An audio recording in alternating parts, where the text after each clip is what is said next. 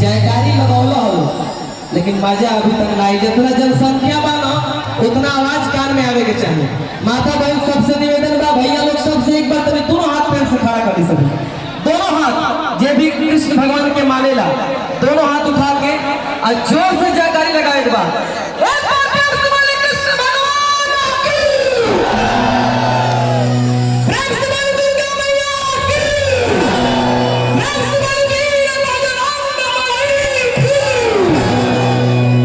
बोली सरस्वती मैया की,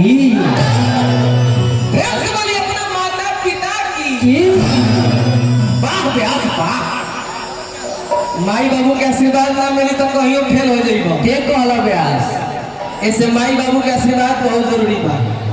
आई आप सबके बीच में पहला ओ माई के भक्ति गीत जना माई के भजन से आज आप सबके बीच में अपना दूर तक सफर कैले बानी।